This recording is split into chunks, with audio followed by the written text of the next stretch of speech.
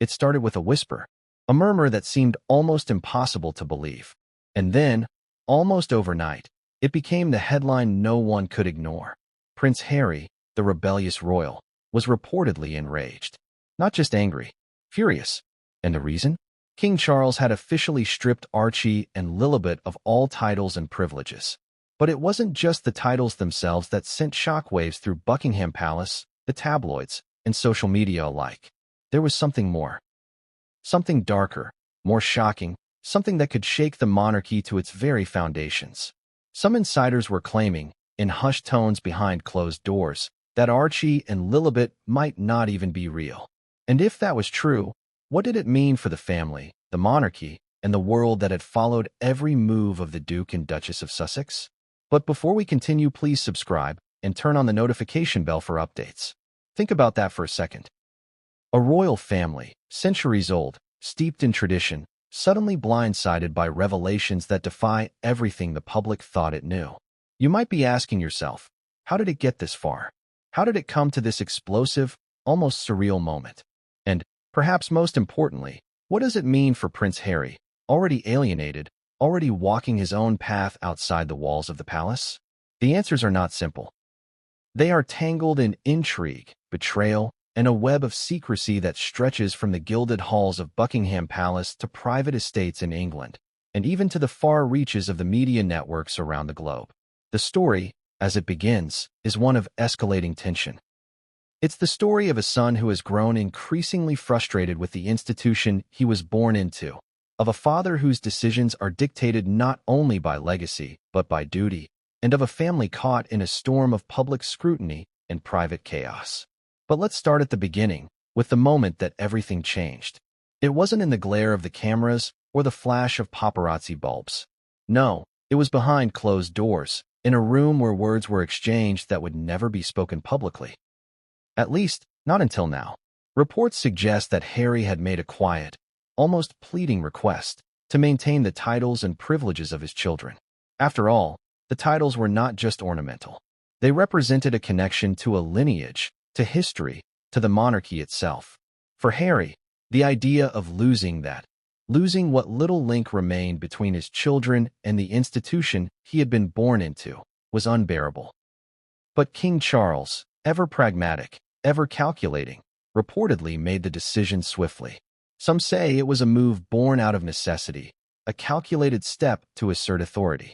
Others whisper that it was personal, a reaction to perceived slights, media leaks, and the relentless pressure of the public eye.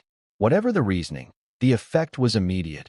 Headlines erupted, public opinion surged, and Harry was reportedly left speechless, or perhaps seething, depending on who you believe. And then came the whispers about the children themselves.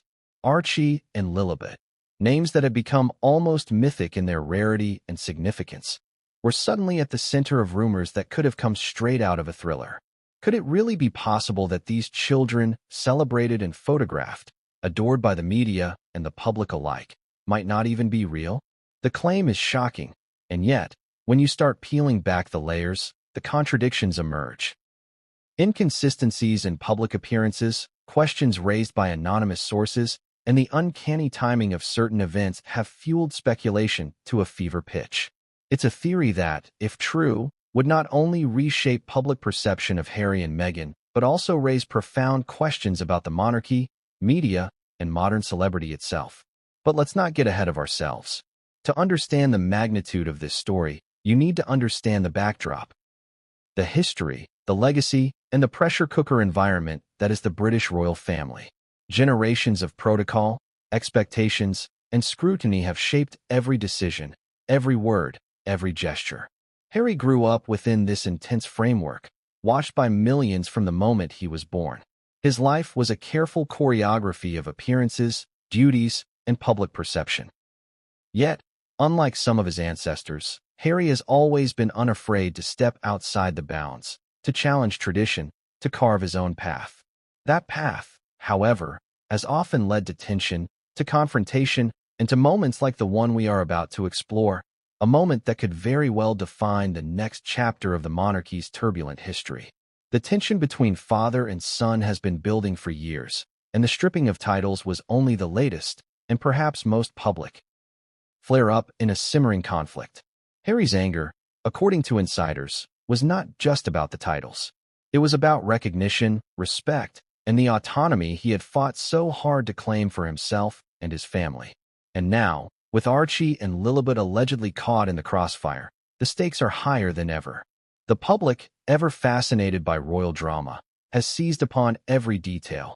The cryptic Instagram post, the unusually stern press release, the veiled statements in interviews.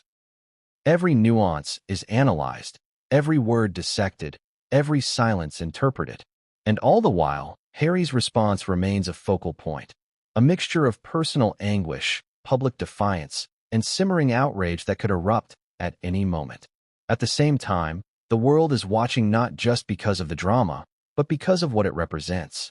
This is a story about power, about legacy, and about the very human emotions that lie beneath the veneer of monarchy. It's about a father who is trying to protect an institution that has survived centuries, and a son who is trying to protect the people he loves most. And in between, there are questions that no one has dared to fully answer. Questions about truth, about perception, about reality itself. Are Archie and Lilibet what they appear to be? Or is there something more hidden, something that challenges the very narrative that has been presented to the public for years? Every detail matters. Every glance, every statement, every report builds the tension further. And as we dive deeper into this story, you will see how every twist connects, how each revelation builds upon the last, and how the truth, when it finally emerges, could shock even those who think they know the royal family inside and out. But I need to warn you, what you are about to hear is not for the faint of heart. The layers of intrigue, betrayal, and secrecy are thick, and peeling them back requires patience, attention, and a willingness to confront uncomfortable possibilities. So, let's begin this journey at the heart of the storm, where the first spark of conflict ignited. Picture a room in one of the royal residences, elegant, grand, yet tense. Imagine Harry, standing firm, his emotions barely contained, as King Charles delivers words that could alter the course of the family's history. The air is thick with unspoken tension. Outside, the world waits, unaware of the drama unfolding behind closed doors. And in that moment, the stage is set for a story that will ripple across continents, dominate headlines, and leave everyone asking the same question: what happens next? Because, make no mistake, this is only the beginning. The decisions made in that room would set off a chain reaction unlike anything the monarchy has faced in decades. The titles, the privileges, the whispers about reality itself, they are all pieces of a puzzle that is far from complete. And as we uncover each piece, as we explore every angle, every reaction, every hidden motive, you will begin to see just how high the stakes truly are. This is not just royal gossip. This is a drama of epic proportions, with real consequences, emotional turmoil, and revelations that could redefine what it means to be part of one of the world's most famous families. And so, we stand at the precipice, poised to delve into the events that followed, the reactions that shook the world, and the secrets that have been hidden until now. The question is simple, yet haunting. If Archie and Lilibet are not real, what does that mean for the people who have loved them, who have watched them grow, and who have followed their every move? And for Harry, how does he reconcile the truth with his anger, his love, and his loyalty? The answers, as you will soon see, are stranger, more shocking, and more emotional than you could ever imagine. It started with a document, a formal, crisp, royal decree that would immediately send ripples through Buckingham Palace and beyond. On the surface, it was the kind of announcement that seemed routine to outsiders, carefully worded, steeped in protocol, almost antiseptic in its tone. But make no mistake, the words on that page were anything but ordinary. They represented a seismic shift in the family, in the monarchy, and in the lives of two children who had, until that moment, seemed untouchable. Archie and Lilibet, the young heirs once celebrated in headlines and adored by millions, had been stripped of all titles and privileges. And the man at the center of this storm, Prince Harry, was said to be furious, beyond anything the public had ever seen. The reaction inside the palace was immediate. Courtiers whispered in corridors, aides rushed to gather details, and every phone line seemed to buzz with news of the unprecedented move. For centuries, the monarchy had operated on tradition, protocol, and the careful balancing of power between public image and private family matters. But rarely had a decision landed with such explosive consequences. The stripping of titles was not just a symbolic act, it was a statement, a declaration of authority, control, and, some might argue, retribution. And for Harry, it was deeply personal. Consider the titles themselves for a moment. To most, they may seem like mere labels: Duke, Duchess, Lord, Lady. But in the world of royalty, they are far more than that. They carry weight, responsibility, and lineage. They connect a child to centuries of history, to traditions, and to a network of influence that stretches around the globe. To remove them is not just to deny status. It is to erase a piece of identity, a bond with heritage, and, in a sense, to rewrite history. For Harry, who has spent years navigating the tension between his royal roots and his personal independence, this move cut to the heart of everything he had fought to preserve for his children. Reports suggest that Harry's immediate response was a mixture of shock and disbelief. He is said to have called for private consultations with advisors, friends, and legal experts, trying to understand the reasoning behind such an unprecedented decision. The anger, according to insiders, was visible, not the quiet frustration of a man used to palace politics, but the raw, unfiltered fury of a father who felt betrayed. And yet, the world would only see the carefully controlled public image. The statements released by palace officials, the clipped phrasing in newspapers, and the meticulously framed photos that belied the tension beneath. Outside the palace, the news broke like wildfire. Headlines blared across newspapers, social media platforms exploded, and millions tuned in to see how Harry and Meghan would respond. The public, already fascinated by the lives of the Duke and Duchess of Sussex, now had a new angle, a new mystery, and a new controversy to dissect. Every detail was analyzed: Harry's public appearances, Meghan's statements, the rare glimpses of Archie and Lilibet. Analysts speculated endlessly about the motivations, the timing, and the potential fallout. The narrative was shifting before anyone could fully process it, and the world was watching, riveted. What made this situation even more extraordinary was the context. Harry and Meghan had long positioned themselves outside the traditional confines of royal duty. They had distanced themselves from court life, pursued independent ventures, and cultivated their own public personas. Yet, despite this separation, the monarchy still held sway over the symbolic elements of their children's lives. Titles and privileges are more than honors. They are access points, connectors to institutions and histories. Stripping them away was, in effect, a statement. Despite all the distance, the monarchy still wielded ultimate authority, still controlled the narrative, and still set the rules. Inside Harry's inner circle, tensions were high. Friends described late-night meetings, heated conversations, and an almost tangible sense of disbelief. How could such a move happen so quietly, so swiftly, and with such profound consequences? What had been done behind the palace doors that led to this outcome? And perhaps most importantly, what would it mean for the family moving forward?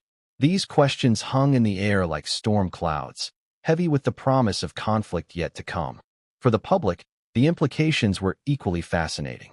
In one sense, it was a story of family drama writ large, a window into the private tensions of a household that millions around the world had followed since birth. But it was also a story of power, control, and the delicate balance between personal desire and institutional authority. Harry's reaction, his outrage, and the decisions he would soon face were not just personal. They were emblematic of a larger struggle, the clash between individual autonomy and centuries of tradition. Consider the historical parallels for a moment. Royal titles have been stripped before, yes, but rarely under such circumstances. The context was always political, strategic, or necessitated by scandal. What set this case apart was its deeply personal nature. The children at the center of this storm were not yet old enough to understand the implications fully, yet their futures had already been irrevocably altered. The act of stripping their titles was a statement directed at more than just Harry. It was a message to the public, to the media, and to the monarchy itself. It was a declaration that no one, Not even a prince who had left the traditional path of royal duty could circumvent the institution entirely. Yet, despite the severity of the situation, Harry reportedly responded with a combination of pragmatism and emotion. Friends claim he spent hours weighing options, considering public statements, legal avenues, and private confrontations. The anger, the sense of betrayal, and the protective instincts toward his children were intense. But so was the awareness of the broader consequences. How would the media frame this story? How would the public react? How would history remember this moment? These questions, complex and fraught, hovered over every decision, every word, every action. Meanwhile, the media frenzy intensified. Every outlet, from tabloids to respected broadsheets, scrambled to interpret the decree, analyze the motives, and speculate on the fallout. Social media became a battleground of opinions, memes, and viral speculation. Pundits debated endlessly. Was this an act of authority, a calculated strategy, or a deeply personal move? Fans of Harry and Meghan voiced outrage. Traditionalists defended the monarchy. The story had become larger than life, a real-time case study in the intersection of celebrity, power, and family dynamics. And yet, amid the chaos, a deeper tension simmered, a question that few dared to voice openly. The whispers about the children themselves, the rumors that somehow Archie and Lilibet might not be what they seemed, added an almost surreal layer to an already explosive situation. Were these claims true? Impossible to say at this moment. But in the minds of many, the mere suggestion introduced doubt, fueled speculation, and raised the stakes higher than anyone could have imagined. As the day wore on, the narrative continued to evolve. Public appearances were scrutinized, statements dissected, and every action interpreted through the lens of this unprecedented event.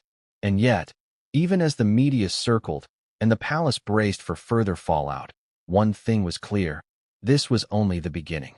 The act of stripping titles had ignited a chain reaction that would touch every corner of Harry's life, the monarchy, and the public's perception of both.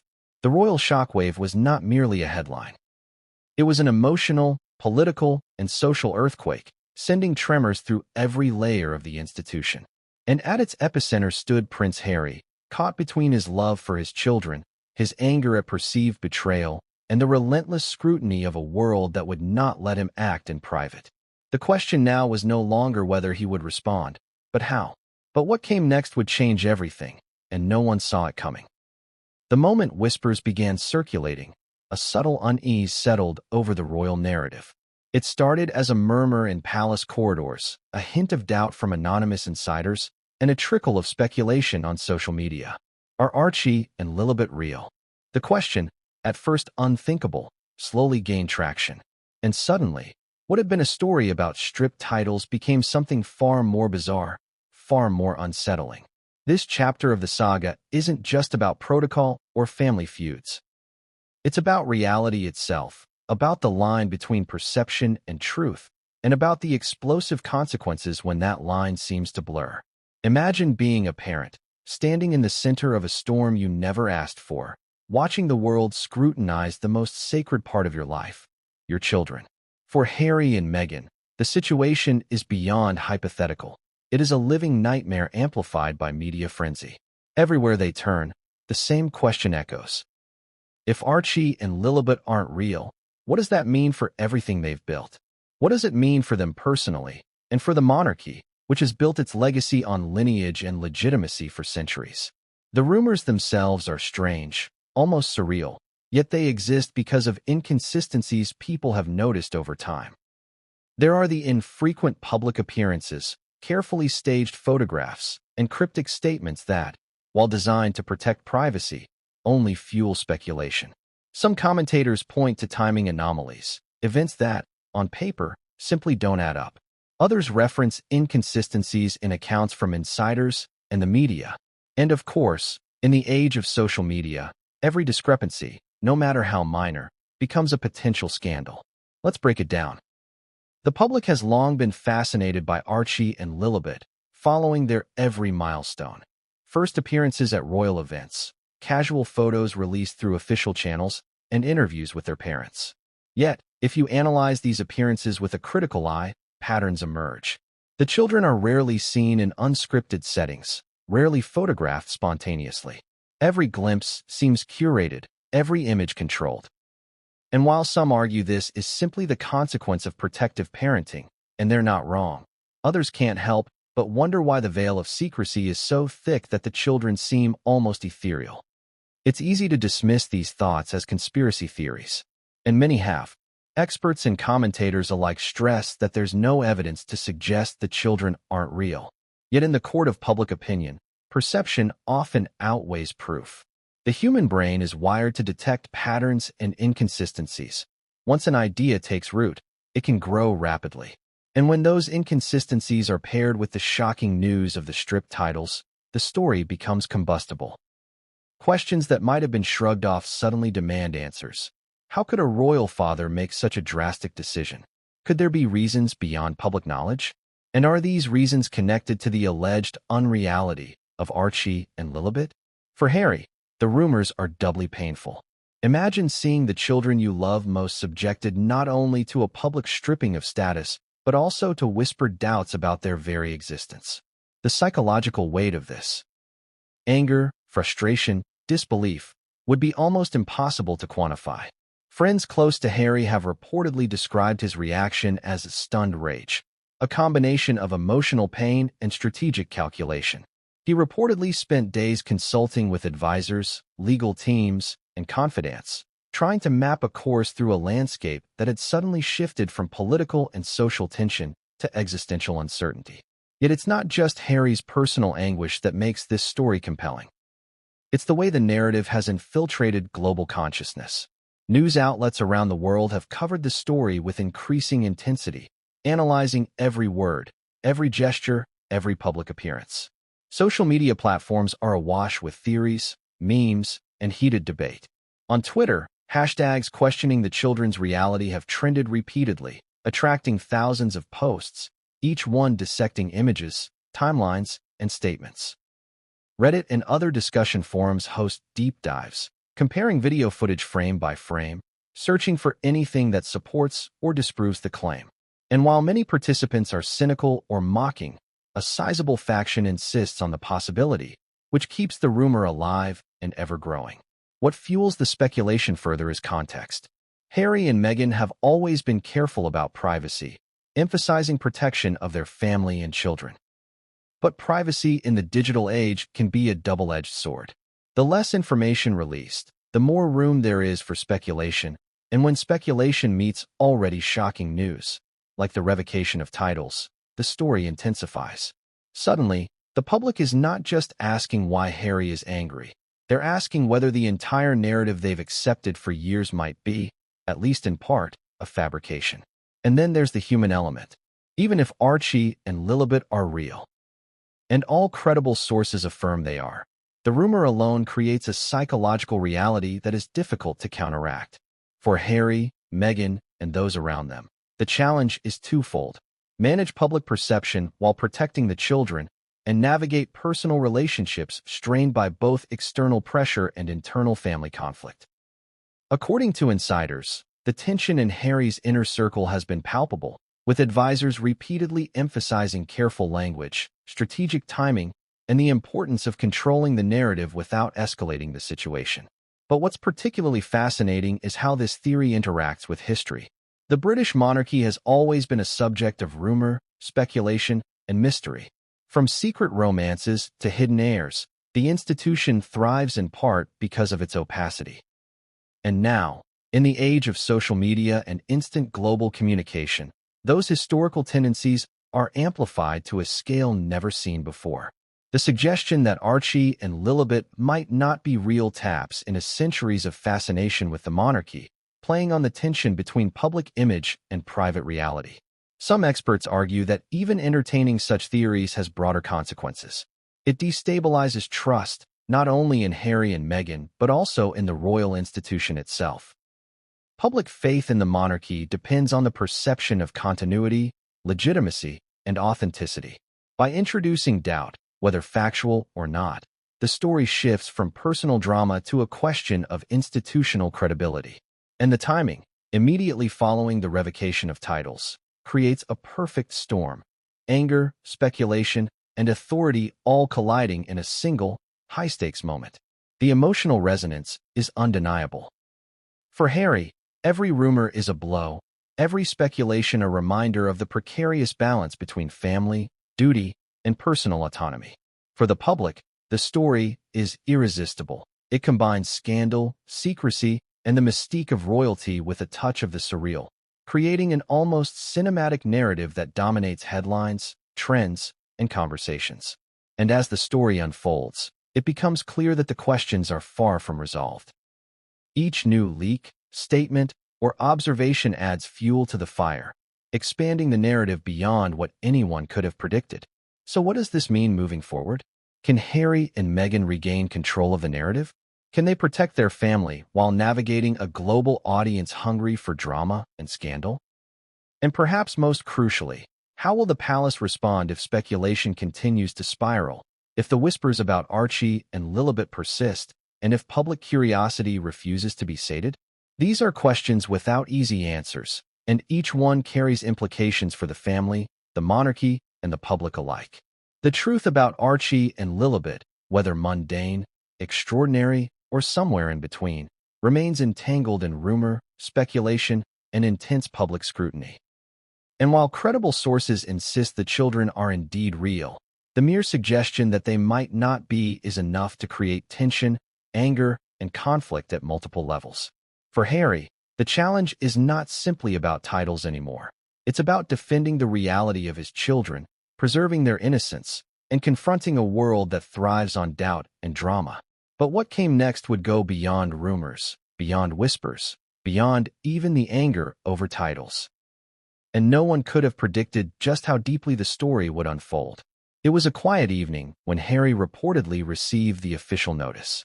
A document, formal and precise, had been delivered through the proper channels. But there was nothing quiet about the emotions it ignited. According to sources, Harry's reaction was instantaneous, a surge of disbelief, followed by a wave of anger that seemed almost tangible, not the calculated, measured anger of a public figure used to diplomacy, but the raw, unfiltered fury of a father whose children had just been stripped of their titles and privileges. In that moment, the abstract world of royal protocol collided violently with the intensely personal reality of his family life. Imagine it, a man who has spent years trying to balance love, duty, and independence suddenly confronted with an edict that challenges everything he has fought for. The titles of Archie and Lilibet were more than words. They were symbols of connection, legacy, and the bond between father and child. To see them revoked, and to know that it was King Charles who had made this decision, ignited a storm within Harry that insiders describe as volcanic. Friends report that he paced, spoke sharply, and demanded immediate explanations, not from the press, but from the very people entrusted with upholding the family institution. The private confrontation that followed has been described as intense, emotional, and unprecedented. Harry is said to have sought a one-on-one meeting with King Charles, insisting on clarity and accountability. Sources claim that the conversation, held behind the closed doors of a private palace room, was charged with emotion. Voices reportedly rose, hearts pounded, and decades of tension, both personal and institutional, came to the surface. Harry, according to those close to him, did not mince words. He demanded to know why the titles were revoked, why such a drastic step was taken without warning, and why the children, innocent and unknowing, were caught in the crossfire of palace politics. King Charles, as always, maintained his composure outwardly. But the decision had been made. It was calculated, deliberate, and final. Some insiders suggest that Charles viewed the revocation as necessary to assert authority, to clarify succession, and to protect the public perception of the monarchy. Others whisper that it was personal, a response to perceived slights, public interviews, and ongoing media attention surrounding Harry and Meghan. Whatever the motivation, the tension in the room was palpable, a collision of legacy, authority, and familial love. Harry reportedly argued with passion, pointing out that the children were blameless, that titles were not just ceremonial but part of their identity, and that this decision would affect their lives in ways the monarchy might never understand. He reportedly emphasized the symbolic weight of the titles, their connection to centuries of tradition, and the emotional bond between parent and child. According to insiders, there were moments when Harry's voice shook. Not with weakness, but with the intensity of someone grappling with injustice and personal loss. The confrontation was not limited to words. Body language, gestures, and pauses carried as much meaning as the statements themselves. Harry's frustration was evident in clenched fists, pacing, and sharp intakes of breath. King Charles, while maintaining decorum, was reportedly firm, unyielding, and intent on communicating that the decision was final. Witnesses describe a tension so thick it could almost be cut with a knife, a room charged with years of history, loyalty, and betrayal, all boiling over in one confrontation. Friends of Harry describe him afterward as a man simultaneously enraged and reflective. The anger, they say, was almost protective, directed not at his father, but at the situation that placed his children in such a vulnerable position. The revocation of titles was more than a procedural act. It was a symbolic rupture. And in that rupture, Harry reportedly saw a challenge: to navigate this new reality without losing the essence of what mattered most, his family. But the public could not yet see the storm behind the palace doors. Outside, media outlets were busy reporting the revocation, analyzing headlines, and speculating endlessly. Social media platforms erupted with debate, with fans defending Harry and Meghan, critics defending the monarchy, and conspiracy theorists spinning tales that only amplified the tension. Each headline, each tweet, each viral post added fuel to the fire, creating a feedback loop that intensified the emotional stakes. Harry, sources claim, was acutely aware of this. He understood that while the confrontation in private might have been contained, the public narrative was spiraling in unpredictable ways. It was in these hours, following the private confrontation, that Harry reportedly began to formulate his next steps. Friends and advisors describe a mix of anger, strategy, and protective instinct. Legal consultations were underway, public statements considered, and media strategies developed, all aimed at mitigating the impact on his children while confronting the reality of the monarchy's authority. The tension, insiders say, was relentless. Harry was not only angry at the decision itself, but at the speed and finality with which it had been executed, and at the perception that his voice, his input, and his children's welfare had been secondary considerations. Adding complexity to the situation were the rumors surrounding Archie and Lilibet themselves. Even in this private confrontation, questions and whispers about the children's reality were reportedly raised by third-party advisors, amplifying Harry's frustration and confusion. The combination of anger over titles and the surreal speculation about his children created a perfect storm, an emotional, psychological, and strategic challenge that Harry had to navigate with both urgency and care. And yet, despite the intensity of the moment, there was also a calculated side to Harry's response. Sources note that he maintained a level of composure, carefully choosing words, considering optics, and planning how to protect his children from the storm he knew would erupt in public. The confrontation was both emotional and strategic, a balancing act between personal outrage and public responsibility. In essence, Harry had to fight on two fronts: emotionally, to defend his children and his family, and practically, to manage the ripple effects of an unprecedented royal decision. In the days that followed, the repercussions of the confrontation became more apparent. Rumors of internal palace tensions intensified. The media narrative shifted, focusing not only on the revocation of titles, but on the personal dynamics between father and son. Public interest peaked, social media engagement soared, and the global audience became fixated on what Harry would do next. Every public appearance, statement, or tweet was analyzed through the lens of this confrontation, feeding speculation and creating an almost cinematic tension. The confrontation also set the stage for deeper revelations. What began as anger over titles quickly became a story about authority, loyalty, family bonds, and the unspoken rules of royalty. The emotional stakes had never been higher, and every decision made in the aftermath would carry consequences far beyond the walls of the palace. Friends close to Harry reported that he spent hours reflecting, discussing options, and planning carefully. The anger remained, but it was now accompanied by focus, determination, and a desire to ensure that the decisions made, or reversed, would protect his children and his family's future. And yet, for all the planning, for all the strategy, one thing remained uncertain: the reaction of King Charles. The private confrontation may have clarified some points, but it did not resolve the deeper tensions between father and son. According to insiders, both men left the room with a sense of unfinished business, a tension that lingered in the air like static electricity, waiting for the next spark to ignite it fully. The stakes had never been higher. The anger, the emotional intensity, the strategic considerations, all combined to create a situation unlike any Harry had faced before. And as the world waited to see how he would respond, the question remained: could he navigate this storm without losing sight of what mattered most? Could he protect his children while confronting the institution that had dictated so much of his life? But what came next would escalate the conflict beyond private confrontation, and no one could have predicted the scale of the storm that was about to break. The decision, when it finally became public, seemed almost surgical in its precision. A statement released through official channels, carefully worded to convey authority without overt malice, announced that Archie and Lilibet had been stripped of all titles and privileges. To the casual observer, it might have seemed like another routine adjustment in royal protocol. But for those paying close attention, it was anything but ordinary.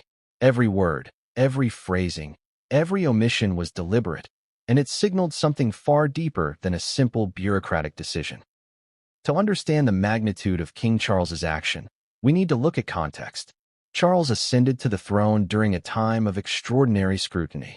Every move is analyzed, every statement dissected, every relationship scrutinized, not just by the media, but by a public deeply invested in the monarchy. His reign began with challenges. A modern world increasingly skeptical of hereditary privilege, a royal family fractured by public disagreements, and a son who had already stepped outside the traditional boundaries of royal life. In this environment, decisiveness was not just desirable, it was necessary. Sources inside Buckingham Palace describe the decision as the culmination of months, if not years, of deliberation. The reasoning, they say, was multifaceted. First, there was the issue of succession and the clarity of titles. Royal titles are not merely decorative, they define roles, responsibilities, and public expectation. By removing the titles from Archie and Lilibet, Charles was drawing a clear boundary. The monarchy must maintain its structure, and deviations cannot become precedent. To some observers, this was purely about protocol. To others, it was deeply personal, a reflection of lingering tensions and a desire to assert authority over a son who had frequently challenged the institution. The decision also carried symbolic weight. Stripping the children of their titles sent a message to Harry, to Meghan, to the public, and to the broader royal institution. It was a demonstration of the monarchy's control over its narrative, a reminder that tradition and duty outweigh personal sentiment, and a subtle warning that deviations from protocol would have tangible consequences. Some insiders suggest that Charles viewed this act as necessary to protect the integrity of the royal family, maintaining public trust while reinforcing the hierarchy that has defined the institution for centuries. And yet, there is a deeply personal layer to consider. According to close sources, Charles's decision was influenced by years of observation, private consultations, and even personal feelings of frustration. Harry's departure from the core of royal life, coupled with ongoing public interviews and media appearances, had created tension that extended beyond policy into the realm of family dynamics. The decision, while framed in formal, impersonal language, was not devoid of emotion. Some describe it as a calculated move to establish boundaries, to assert paternal authority, and, perhaps, to convey a sense of disappointment in a son who had repeatedly challenged the status quo. Publicly, the language was measured. Terms like titles and privileges were used carefully, emphasizing process over personal judgment. But within the palace walls, the decision was anything but neutral. It was a declaration, a point of no return, and a marker of the growing divide between father and son. Historians note that such decisions are rare, particularly in modern times, and that the combination of family, politics, and public perception made it one of the most significant moves in recent royal history. Consider the timing. The announcement came after months of media speculation, growing tensions between Harry and Charles, and subtle signals that the royal family was tightening its control over public narratives. Some speculate that the move was designed to preempt further challenges, to send a signal to Harry and Meghan, and to reinforce the monarchy's authority. Others see it as a culmination of ongoing frustrations, a final assertion of power in a series of conflicts that had long been simmering beneath the surface. Legal advisors, according to insiders, were consulted extensively. The ramifications of stripping titles from minors are significant, both legally and publicly. Charles's team reportedly weighed every option, analyzed historical precedents, and prepared for potential backlash. The goal, they say, was not cruelty but clarity, an unambiguous statement that the rules of the monarchy apply to all, regardless of personal feelings or public image. It is worth noting that while Harry and Meghan had distanced themselves from formal royal duties, the symbolic connection to the institution remained. The decision severed that connection in a manner that was public, permanent, and irreversible. Psychologically, the decision was also intended to draw boundaries. Within royal families, symbols like titles carry weight far beyond their surface meaning. They are markers of status, responsibility, and legacy. Removing them is not just administrative, it is profoundly personal. Some analysts suggest that Charles intended to signal that personal grievances, public statements, or perceived slights would not override the institution's rules. In other words, it was both a lesson and a warning, delivered in the most permanent way possible. Yet the decision has implications far beyond the palace walls. Public perception is critical for the monarchy, and every move is scrutinized under the microscope of media analysis.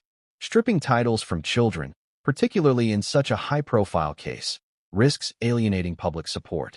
However, Charles appears to have calculated that clarity and authority outweigh temporary criticism. From a strategic perspective, it is a bold move, a reinforcement of hierarchy, tradition, and control, executed in a way designed to minimize ambiguity. Emotionally, the act reverberates through Harry and Meghan's world. Friends report that Harry experienced a mix of anger, disbelief, and protective instinct. The removal of titles is more than a symbolic act. It directly affects the identity and perceived legitimacy of his children. For Meghan, the decision reportedly intensified feelings of vulnerability, isolation, and frustration. And for both, the question remains: what does this mean for the future, for public perception, and for the family's relationship with the monarchy moving forward? The decision also invites broader reflection on power, tradition, and modernity.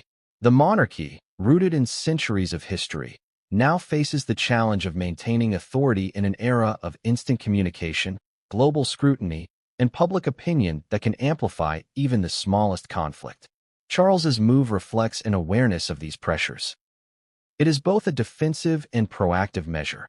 Defensive, in that it reinforces control and hierarchy. Proactive, in that it sends a signal about boundaries, expectations, and the consequences of deviation. And yet, as strategic and calculated as the move was, it cannot erase the human dimension. Titles are not just symbols. They are touchpoints for emotional connection, identity, and familial bond. By removing them, Charles disrupted not only the public perception of the children, but also the private emotional landscape of a family already navigating intense scrutiny, conflict, and personal trauma. The broader public, meanwhile, remains fascinated. Headlines continue to dissect every nuance: the language of the decree, the timing, the historical precedents, and the possible motivations behind the decision. Social media is a storm of speculation, debate, and theory. Fans of Harry and Meghan express outrage, royal traditionalists defend the decision, and conspiracy theories about Archie and Lilibet circulate alongside discussions of legality, precedent, and protocol. The story has become not just a family drama, but a global phenomenon. And yet, amid all this, one question continues to simmer: how will Harry respond? How will he navigate the intersection of personal anger, public scrutiny, and the complex machinery of the monarchy? According to insiders, the next steps are being carefully considered, but the intensity of emotion, the stakes for his children, and the global attention make every decision a high-wire act with consequences that could echo for years. The decision itself, while final in form, is the catalyst for a chain reaction. It is not just about titles, privileges, or protocol. It is about authority, legacy, and the intricate web of relationships within the royal family. And as the world watches, the consequences of Charles's calculated move will continue to unfold, revealing fissures, tensions, and dramatic confrontations that few could have anticipated. But what came next would deepen the conflict, drawing Meghan into the storm and setting the stage for a media frenzy that would engulf the family like never before, and no one was prepared for what would follow. The world had watched Harry storm the private corridors of the palace, voice tense, fists clenched, demanding answers. But while the Duke's fury was apparent, Meghan's response was quieter, more calculated, yet no less powerful. Unlike Harry, who wore his anger on his sleeve, Meghan's approach has always been subtler, an interplay of strategy, restraint, and deliberate timing. Her silence in the immediate aftermath of the title revocation sparked debate. Was it a tactical move, a reflection of shock, or a deeper emotional response? The answer, as insiders insist, is layered and revealing. Meghan's silence, as some analysts note, is a hallmark of her strategic communication style. She understands the weight of words in a media-saturated environment and the consequences of every statement, every Instagram post, every interview. In the days following the stripping of Archie and Lilibet's titles, she reportedly consulted closely with legal advisors, public relations experts, and close confidants, carefully measuring the timing, tone, and impact of her response. Every move was designed to protect her children, maintain personal dignity, and, when the moment was right, shape public perception. Yet silence alone is not neutrality. Within the walls of their home, Meghan's reaction is described as emotionally charged. Friends report a mix of heartbreak, frustration, and resolve. She is said to have spent hours on the phone with confidants, analyzing the implications of Charles's decision and considering every possible scenario for responding without jeopardizing her family's security or public standing. The silence that the world interpreted as passivity was, in fact, a form of strategic patience, a calculated decision to act only when the conditions were most favorable. Consider the stakes. The title revocation was not simply an administrative change. It was a deeply personal blow to both Harry and Meghan. It disrupted the public image they had cultivated, challenged the identity of their children, and reignited tension with the monarchy. Meghan's approach had to balance personal outrage with a keen awareness of global scrutiny. Any misstep could be amplified, misconstrued, or weaponized by critics. Insiders describe a woman acutely aware of these pressures, channeling emotion into careful planning rather than immediate reaction. Some critics, particularly in traditional media outlets, misinterpreted Meghan's silence as inaction or weakness. Headlines questioned her loyalty, her influence over Harry, and even her ability to navigate royal crises. But friends close to Meghan insist that these interpretations ignore the nuance of her approach. She reportedly used the quiet period to gather information, consult legal experts, and map out potential strategies, all while shielding Archie and Lilibet from public scrutiny. In other words, her silence was both protective and tactical, a deliberate choice to prepare for a calculated response rather than react impulsively to the storm. The tension between public perception and private strategy is critical here. In the public eye, Meghan is often portrayed in extremes, either as a mastermind, controlling and calculating, or as a victim, silenced and powerless. The reality, insiders stress, is far more complex. In the aftermath of the title revocation, she reportedly spent time weighing multiple factors: the emotional impact on her children, the implications for Harry, the response from Charles, and the potential media fallout. Every decision was informed by an understanding of how the monarchy, the media, and the public interact, and how missteps could escalate the situation into a global spectacle. This period of silence also had emotional undercurrents. Friends describe Meghan as fiercely protective, harboring a simmering frustration that the decision seemed both personal and punitive. The titles of her children were not simply ceremonial. They represented lineage, security, and the symbolic connection between the family and the monarchy.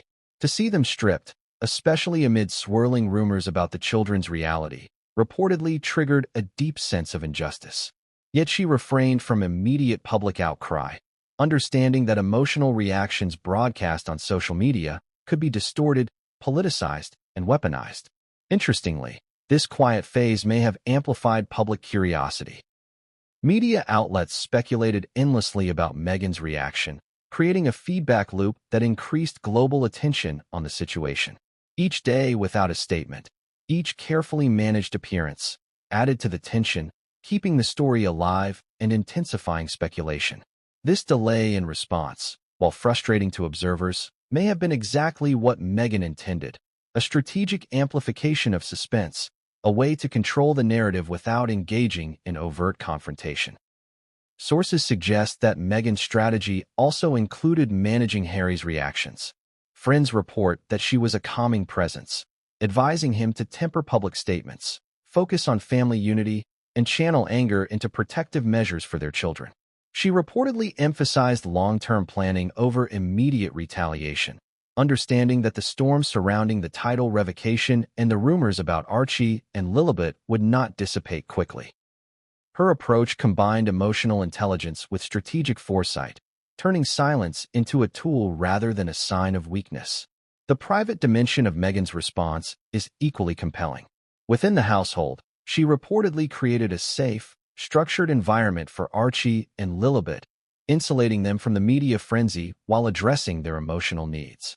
The juxtaposition of public silence and private vigilance highlights a dual strategy: protect the children, safeguard Harry, and maintain control of the narrative, all while the world speculated endlessly. In essence, she was fighting the storm quietly, preparing for a moment when her response would have maximum impact. Of course, the challenge of maintaining silence in such a high-profile scenario cannot be overstated. Every photo, every appearance, every casual comment is dissected for meaning. Friends describe Meghan's vigilance in monitoring social media, news outlets, and insider reports to gauge public perception and adjust strategy. Even seemingly minor signals, a smile, a gesture, or a wardrobe choice, are calculated for maximum effect. Her silence, then, becomes a language of its own, speaking volumes without a single word. And yet, despite the carefully orchestrated strategy, the emotional weight remained intense. Sources suggest that Meghan felt a deep, personal injustice in seeing her children stripped of titles, aware that this act would have lasting psychological and social consequences.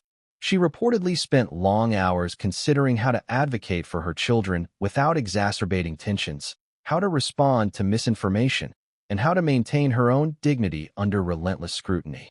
The balancing act required both emotional discipline and strategic acumen, a feat few could manage under such global pressure. But perhaps the most fascinating aspect of Meghan's response is how it interacts with the broader narrative of the monarchy. While Harry's anger was visible, immediate, and visceral, Meghan's silence created a counterbalance, a slow-burning tension that amplified speculation, maintained audience engagement, and allowed her to dictate the terms of eventual disclosure. It is, in essence, a masterclass in controlled influence. Remaining quiet while the world fills in the blanks, steering the narrative through absence rather than presence. And yet, the quiet does not guarantee safety. Rumors about Archie and Lilibet, public scrutiny, and media speculation continued to escalate. Silence, while strategic, also leaves space for narrative to be shaped by others. Meghan's challenge, according to insiders, was not just managing emotion, but ensuring that the story did not spiral beyond her control. Every day, every moment, every signal mattered.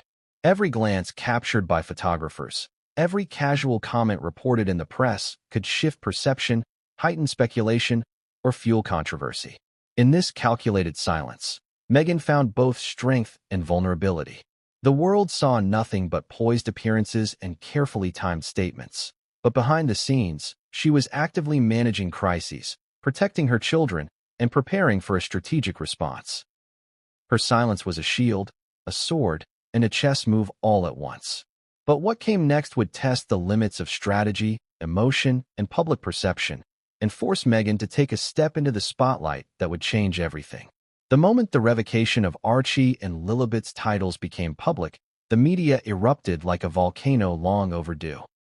Headlines screamed with urgency, websites updated in real time, and social media platforms became an unrelenting storm of speculation, outrage, and analysis.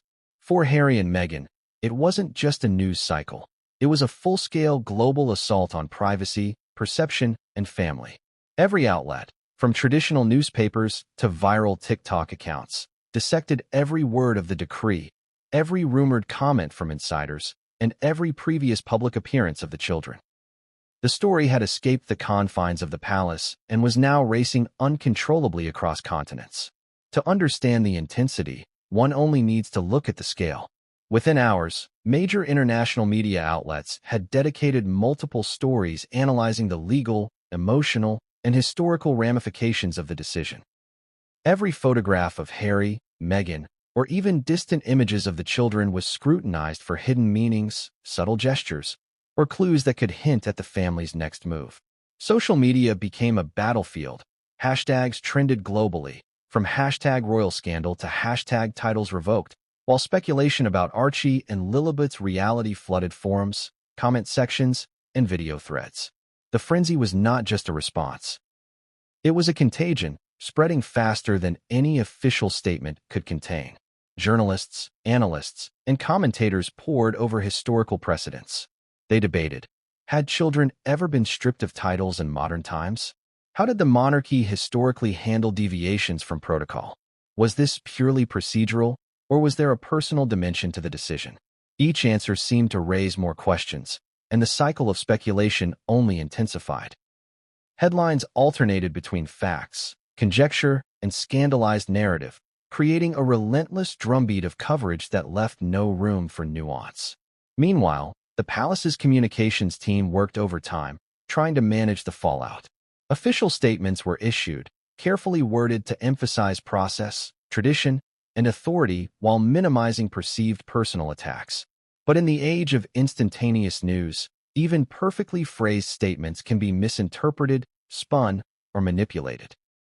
Every word was analyzed for tone, intent, and implication. A slight pause in a video clip, a minor inflection in speech, or a carefully chosen adjective became fodder for global discussion. The frenzy was amplified further by the social media ecosystem, where speculation morphs into reality through sheer repetition. Memes, deep dives, and viral threads spread across platforms, often blurring fact and fiction. Influencers and commentators with millions of followers debated every nuance of the situation, adding emotional color, personal interpretation, and speculative claims. Even casual users contributed to the avalanche, turning the story into a digital wildfire that consumed the attention of millions. What made this frenzy particularly explosive was the mix of elements at play. On one hand, you had the raw drama of titles being revoked, a story inherently steeped in tradition, power, and familial conflict. On the other hand, rumors about Archie and Lilibet's reality added a surreal, almost science fiction quality to the narrative. Together, these elements created a perfect storm for global fascination.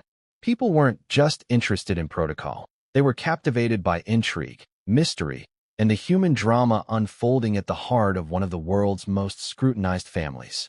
The public reaction was varied and intense.